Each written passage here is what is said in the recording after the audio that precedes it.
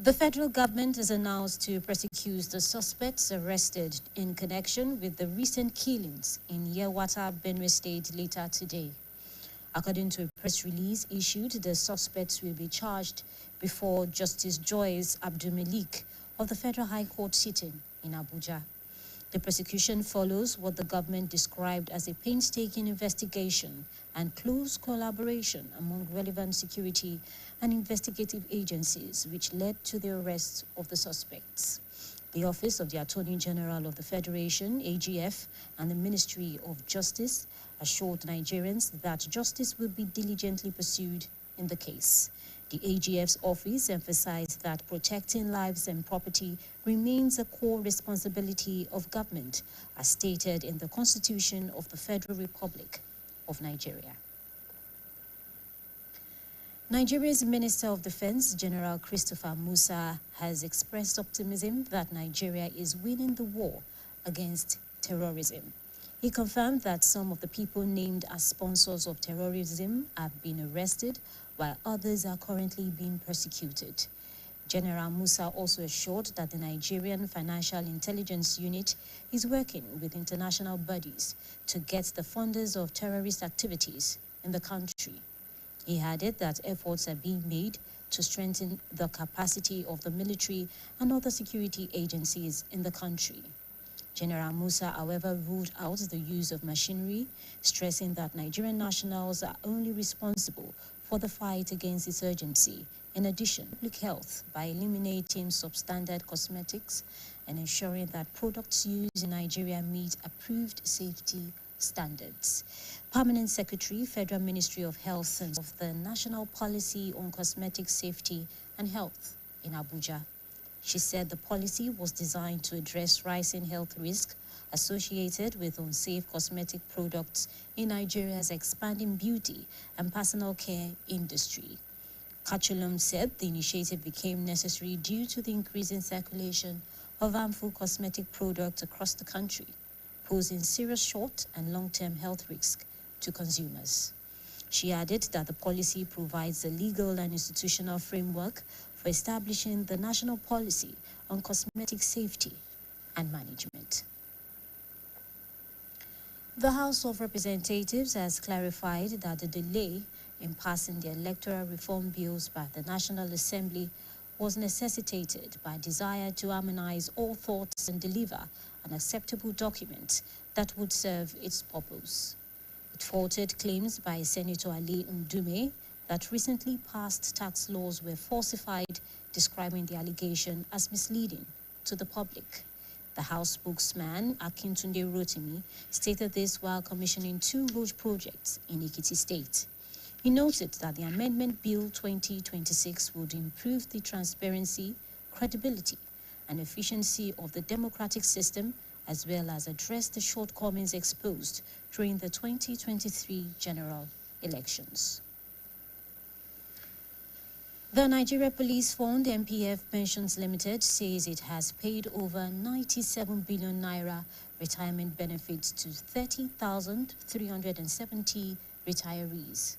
The acting managing director, Dr. Abdul Karim Jeziwa, said death benefits amounting to over 39 billion naira have been paid to over 8,000 next of kin, while 25,572 retirees are currently receiving monthly pension valued at over 1 billion naira. He stated this while speaking at the 2026 pre-retirement seminar organized by the NPF Pensions Limited in Lagos, reaffirming the organization's commitment to ensuring the timely and efficient payment of pensions and other entitlements to retired police officers.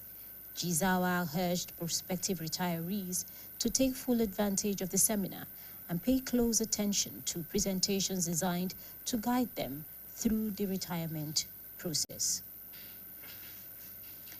The presidential candidate of the Labour Party and former governor of Anambra State, Mr. Peter Obi, has described politicians as Nigeria's major challenge, urging citizens to remember the country's leaders in their prayers.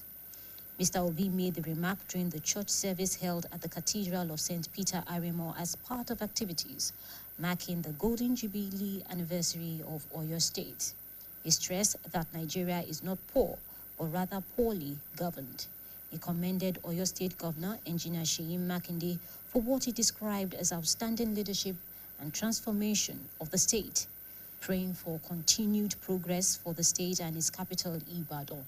Mr. Obi described Ibadan as a center of knowledge. He speaks further.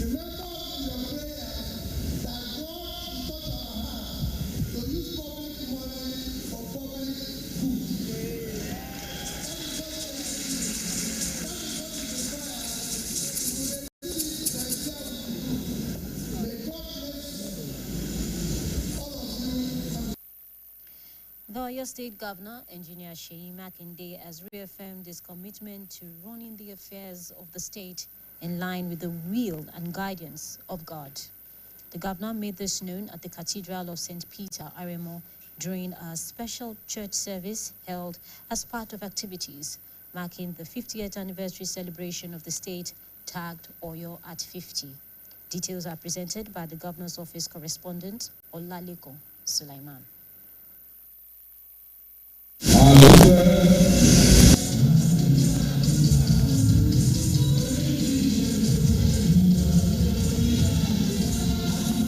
It was a moment to render songs of praise and prayers for Oyo State as Governor Seyi Makinde on Sunday led dignitaries and top government officials to a special Thanksgiving service at the Cathedral of St. Peter Aremo, Ibadan, to mark the state's Golden Jubilee anniversary.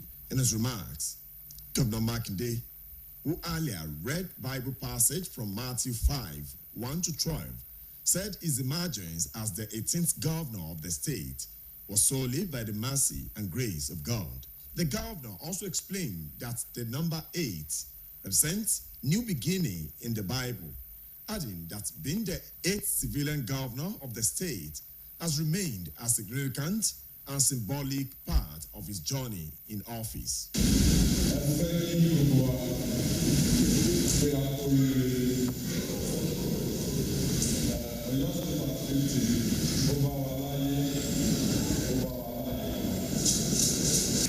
So the journey has been a new beginning for Oyo State.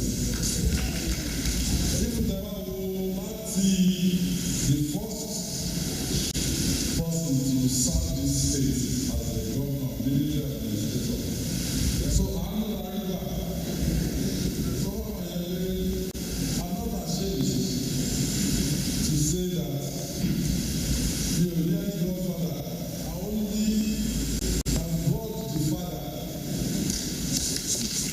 Governor Makinde, while pledging to address the electricity challenges confronting the Cathedral of St. Peter Aremo, disclosed that the state's independent power project will soon begin the installation of power poles and the distribution of electricity to some areas of Ibadan, the state capital.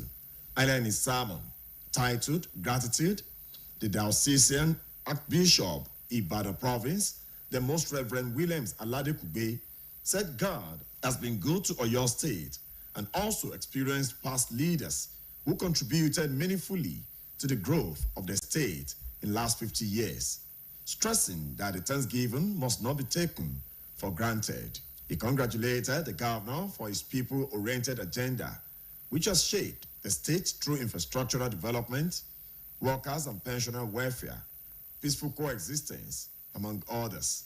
The rate of infrastructural development in the state is second to none. You have actually worked so well and so hard to make Oyo State the signation of all eyes.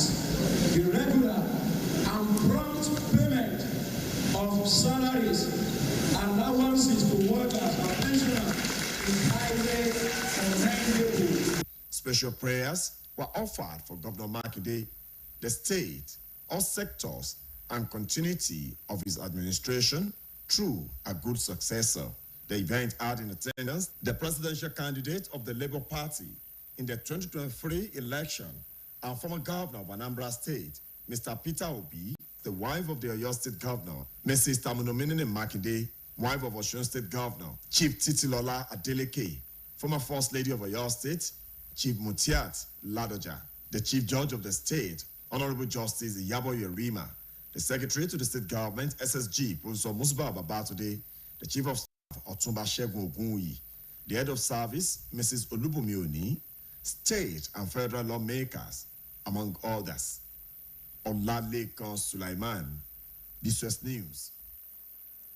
You can reach us live on GoTV, channel 134 and channel 113 on Star Times. Now, before I go, security is everybody's business. If you see something, say something. And that's the end of the midday news. Thank you for watching.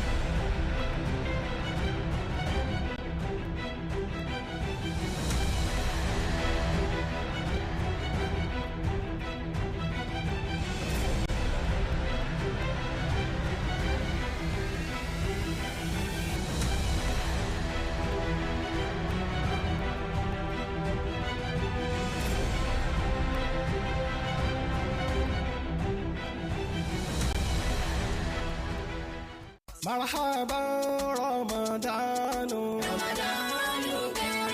Ramadan oṣù ìkẹ́ marhaba bíkáyà Ramadan àsìkò tó ti tó láti ṣàpọ́nlé oṣù Ramadan gẹ́gẹ́ bí ìṣe wa lọ́dọọdún nílé akéde oríta Àbáṣọ̀run Ìbàdàn BCOS àwọn ètò lọ́lọ́kan ọ̀jọ̀kan tún ti wà nílẹ̀ ìyẹn Olóyọ̀lé 98.5 BCOS television gbogbo ń tẹ́ ẹ fẹ́ lójú kan lọ́wọ́ àti rédíò tó ń ti television wa pẹ̀lú àwọn ọ̀kan ọ̀jọ̀kan ètò tẹ́ ẹ fẹ́ so nígbọ̀wọ́ ẹ̀ lówó péréte ìdí abárè tá a fi pe gbogbo ẹni tó lọ́n bùn lásìkí láti fi gbé súnà nẹ́bì ga so nígbọ̀wọ́ àwọn ètò lọ́lọ́kan ọ̀jọ̀kan kan wá sí àwẹ̀ lọ́sàn-án àti lóru àtìdájí wákàtí kan 30 ìṣẹ́jú ìṣẹ́jú 15 ìṣẹ́jú 10 bó sì jẹ́ ìṣẹ́jú 5 lẹ́yìn fẹ́ àǹfààní ń bẹ fún yín láti wá sonígbọ̀wọ́ ẹ̀ lówó péréte gbogbo oníjọ lọ́gbàlọ́gbà bàbá àdínì ìyá àdínì ẹ wá fi ń tẹ́ ẹ ní ìránṣẹ́ ọlọ́run lọ́wọ́ kọ́lọ́hún lè ṣàdìpẹ̀lẹ́ oore ẹ lè kàn sí alága ìgbìmọ̀ Ramadan ìyẹn tọdún 2026 ní ẹ̀ka yàrá àyàwòrán camera unit tàbí kẹ́ẹ̀pẹ́ alága alhaji Ibrahim Adéoyè ọmọ adáàmọ́mọ́ sórí ẹ̀rọ ìbánisọ̀rọ̀ yìí 07069 636433 07069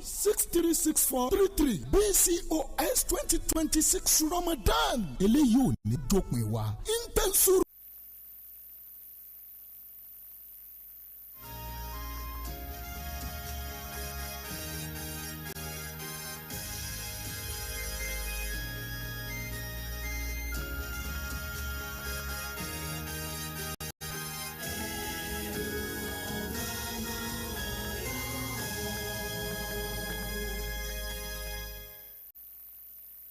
ẹ káàsán kí wá káàbọ̀ sórí ìròyìn ọjọ́ kan rí wa fún tòní Olúwaṣeun Akínọ̀sùn ní orúkọ mi.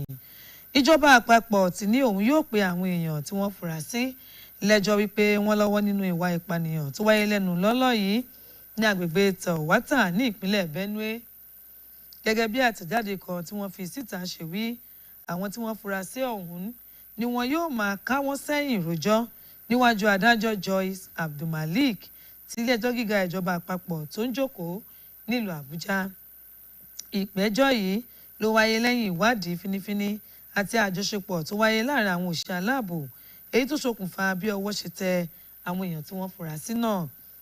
Ọ́fíìsì amòfin àgbà nílẹ̀ yìí tó tún jẹ́ mínísítà fétò ìdájọ́ tí wàá fi dá àwọn ọmọ orílẹ̀-èdè yìí lójú wípé àwọn yóò rí dájú pé ìdájọ́ òdodo fojú hàn lórí ọ̀rọ̀ náà. Ọ́fíìsì amòfin àgbà nílẹ̀ yìí tẹnumọ́ wípé jẹ́ ojúṣe ìjọba gẹ́gẹ́ bó ṣe wà nínú ìwé òfin orílẹ̀-èdè wa Nàìjíríà. Mínísítà fún àpapọ̀ iléeṣẹ́ ọmọ ogun nílẹ̀ yìí ajagunfẹ̀yìntì Christopher Musa ti fi ìrètí hàn pé orílẹ̀-èdè yìí ti ń ja àjàṣẹ́gun lórí ọ̀rọ̀ ìgbésùmọ̀mí ní orílẹ̀-èdè wa. Ó fìdí ẹ̀ múlẹ̀ wípé àwọn tí wọ́n dárúkọ gẹ́gẹ́ bí àwọn tó ń ṣe onígbọ̀wọ́ fún àwọn agbésùmọ̀mí ni wọ́n ti kó sí páńpẹ́ òfin tí wọ́n ó sì pè wọ́n lẹ́jọ́. Ọ̀gágun Musa tún fọwọ́ ìdánilójú sọ̀yà pé ẹ̀ka tó ń rí sí iṣẹ́ ìwádìí nípa ètò ìnáwó ti ń ṣiṣẹ́ pọ̀ pẹ̀lú àwọn ẹ̀ka ilẹ̀ òkèèrè láti rí i pé ọwọ́ tẹ àwọn tó ń dá ikọ̀ agbésùmọ̀mí sílẹ̀ ní orílẹ̀-èdè wa Nàìjíríà. Ó fi kún ọ̀rọ̀ rẹ̀ wípé akitiyan ti ń lọ lọ́wọ́ láti rú àwọn iléeṣẹ́ ológun àtàwọn ẹ̀ka aláàbò mìíràn lágbára sí i. Ìjọba àpapọ̀ ilẹ̀ wa ti tẹnumọ́ ìpinnu rẹ̀ láti máa dáàbò bo ètò ìlera aráàlú nípa dídènà àwọn ohun èlò aṣaralóge tí kò pójú owó àti láti rí i pé gbogbo àwọn èlò aṣaralóge tá à ń pèsè nílẹ̀ yìí bá ìlànà tó kójú òṣùwọ̀n mu. Akọ̀wé àgbà nílé iṣẹ́ ètò ìlera ìjọba àpapọ̀ àti ètò ìdẹ̀rùn aráàlú Kacholom ló sọ̀rọ̀ yìí níbi ìfilọ́lẹ̀ ìlànà ètò lórí ààbò àwọn ohun èlò aṣaralóge èyí tó wáyé nílùú Àbújá. Ó ní ìlànà náà ṣe pàtàkì nítorí ewu tó rọ̀ mọ́ àwọn aṣaralóge tí kò pójú owó nílẹ̀ yìí kí ìgbéga lè bá ìṣọwọ́ ṣiṣẹ́ àwọn tó ń pèsè nǹkan aṣaralóge náà.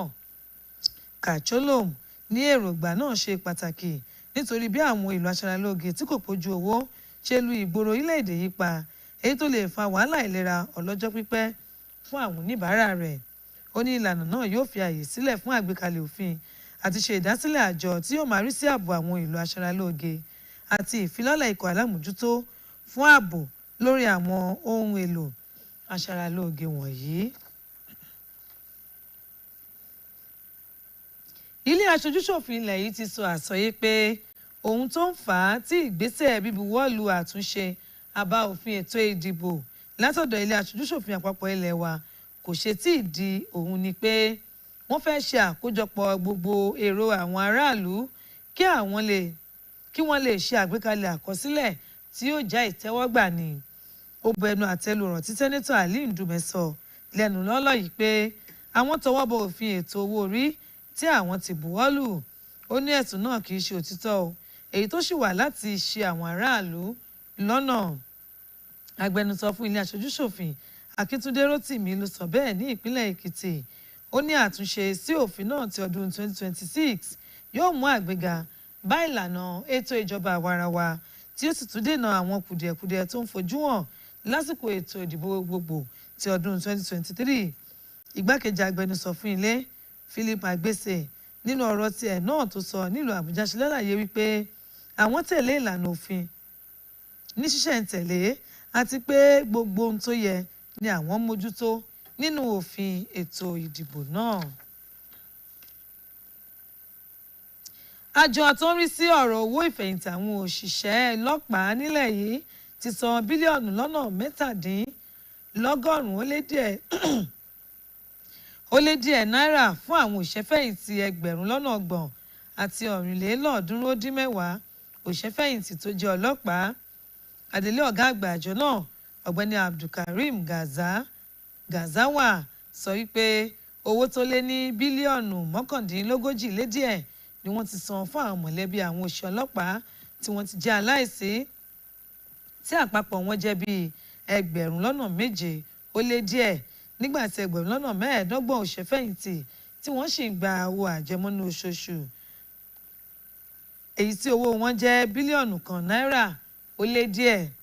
Lásìkò tó ń sọ̀rọ̀ níbi ìpàdé àpérò kan tí àjọ tó ń rí sí ètò ìfẹ̀yìntì àwọn òṣìṣẹ́ ọlọ́pàá ṣe nílùú Èkó, ó tẹnumọ́ ìpinnu àjọ yìí láti rí i pé wọ́n ń san àwọn owó ìfẹ̀yìntì lójú ọjọ́ àti àwọn ẹ̀tọ́ mìíràn tó tọ́ sí àwọn ọlọ́pàá tó ti fẹ̀yìntì náà.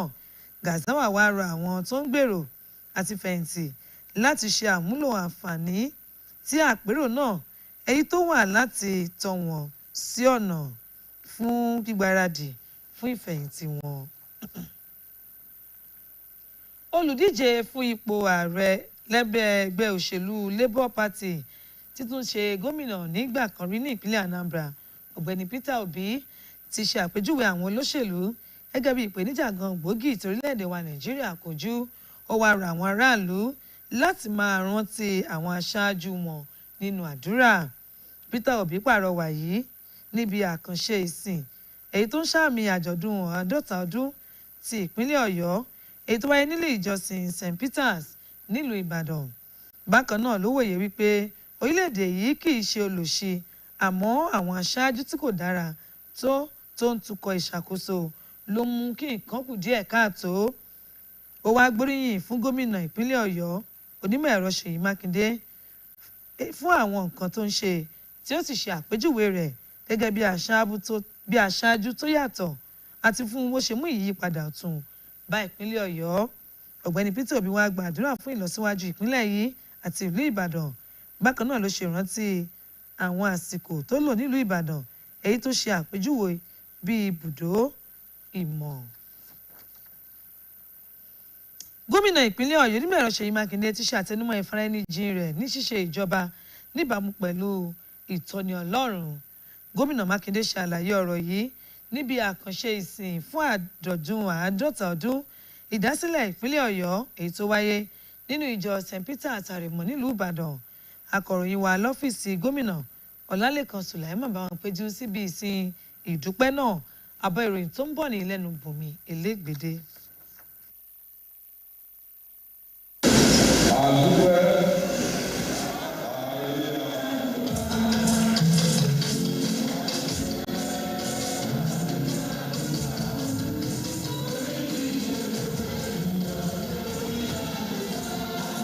Àkókò ìdùnnú àti ayọ̀ ló jẹ́ bí wọ́n ṣe ń fi orin ìyìn yin Ọlọ́run fún ti àjọ̀dún 50 ọdún ìdásílẹ̀ ìpínlẹ̀ Ọ̀yọ́ tí wọ́n sì ń rọ òjò àdúrà fún ìpínlẹ̀ yìí bí gómìnà Ṣèyí Mákindé ṣe léwájú àwọn èèkà àwùjọ àtàwọn lọ́gàálọ́gàá lẹ́nu ìṣàkóso ìjọba níbi àkànṣe ìsìn ìdúpẹ́ tó wáyé nínú ìjọ Cathedral of St. Peters àrèmọ nílùú Ìbàdàn. Nínú ọ̀rọ̀ rẹ̀ gómìnà Ṣèyí Mákindé tó ti kọ́kọ́ kà láti inú ẹsẹ̀ bíbélì ìwé ìyìn rere Matthew orí 5 ẹsẹ̀ 1 sí 12 ṣàlàyé pé àánú Ọlọ́run àti oore ọ̀fẹ́ rẹ̀ ló mú kí òun di gómìnà 18 nípínlẹ̀ Ọ̀yọ́. Gómìnà ṣàlàyé pé òǹkà kẹjọ ṣàfihàn ìbẹ̀rẹ̀ ọ̀tun pẹ̀lú àfikún pé gómìnà alágbádá kẹjọ nípínlẹ̀ Ọ̀yọ́ jẹ́ ohun tó ṣàrà ọ̀tọ̀ nínú ìrìn àjò rẹ̀ nípò.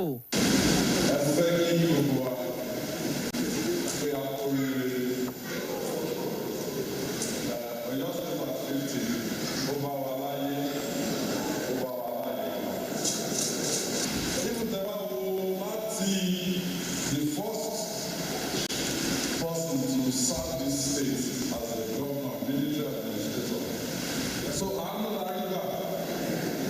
So I'm not ashamed to say that the only Godfather, I only have brought the Father.